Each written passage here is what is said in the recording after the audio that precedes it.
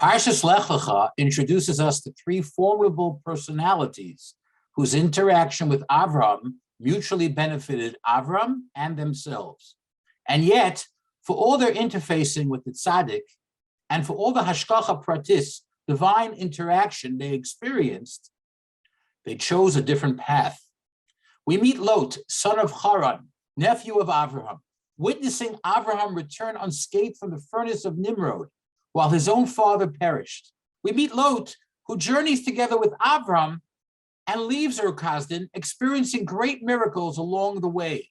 We meet Lot, who travels to the perilous land of Mitzrayim, does not divulge his uncle's secret, and observes Hashem bestowing great gifts on Avram and upon himself, and yet, when the opportunity avails itself, he flees from Avram to settle in the depraved city of Sodom.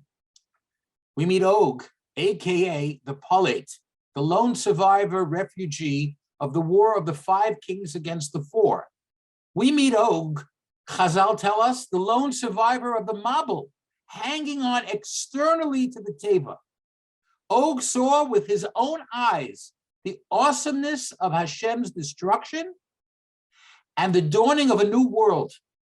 And yet the Medrash informs us he was called Og because he met Avram while Avram was baking ugos matzos, unleavened bread, for Pesach. In that meeting, he helps Avram by informing him that Lot has been captured, yet his intentions were murderous, counting on Avram to be killed in battle. We meet the Melech Sodom, the king of Sodom, whose kingdom's constitution denied Hashem's very existence. It denied morality. It denied the Sheva Mitzvahs B'nai Noach. He ruled over depravity and degenerates. This Melech Sodom falls into a tar well, what is called a bitumen well, a well that no one could escape from and be burned to death, a most certain death, and is saved by a nes, a miracle. That outcome had previous deniers of Avram Avinu who survived the Kivshan in Ur Kasdan now believe that Hashem saved both Avram and the Melech of Sodom. And yet, following Avraham's great victory of the 5 kings over the 4, he returns home to continue on his evil path.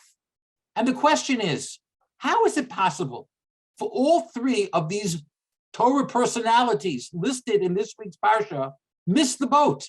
How is it possible, after being exposed not only to Avraham, but to Hashem's great gifts of survival, of wealth, of richness, of surviving a destruction like the Mapecha of the flood? How is it possible that you could not change your ways and stay on this evil path? The early Parshios of Sefer Bereshis, particularly Lech Lecha and Vayera, introduce us to the great midot of Avram Avinu, which were Chesed, Kiruv, and Gevura. But only here, in this Parsha, when interacting with these 3 personalities, the Torah calls him Avram Ha'ivri. The Ivri, says Rashi, what does that mean? Because he separated himself from the entire world. Avram was on one side, and the rest of the world was on the other.